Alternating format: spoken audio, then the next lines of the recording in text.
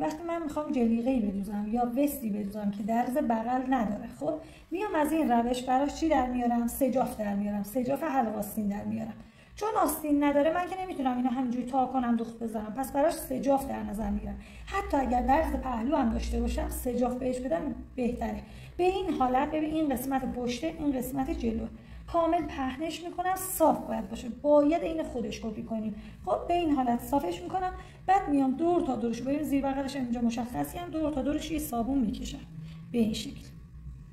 بعد از اینکه صابونو کشیدم پهنای سرشانه رو بین 3 الی 4 سانت علامت میزنم. بچه‌ها دیگه اینجا جا دوختی چیزی نذارین چون خودش داره.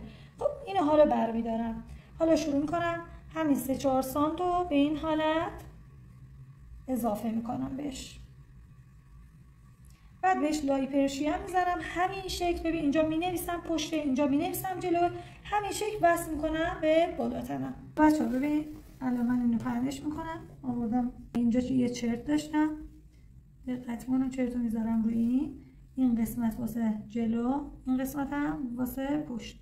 حالا دور تا دور میدوزمش، از اینجا تا اینجا رو میدوزم.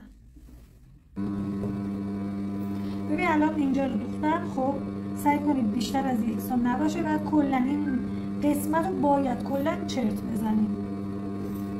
ببین به این حالت کارمون تمیز میشه.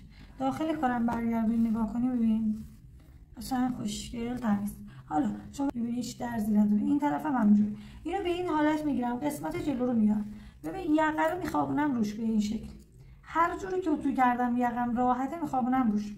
حالا این قسمت رو ببین اینجا هلال گردن پشته، اینجا اینو فیکس میذارم، اینجا از این طرف هم این طرف رو میذارم. حالا اول این قسمت پشت رو برمیگردونم، ببین اینجا رو نگاه کنید، به این حالت برمیگردونم اینور. فقط دیگه اینجا زیگزاگ نمیتونید بزنید اینقدر که کارتون سنگین میشه. حالا چون سجافا رو هم میاد نیازی هم نداره. این طرفم میبینید سجاف پشت رو برمیگردونید روش.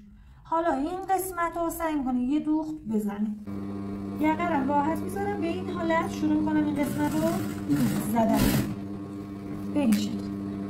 بعد از اینکه دوخت زدم اینو به این حالت میکشم بیرون. حالا این طرفم از این ور. ببینید کل کار من کامل شد دیگه، به این شما هیچ دوختی دیده نمیشه. اینجا رو ببین الان من کل کار رو بکشم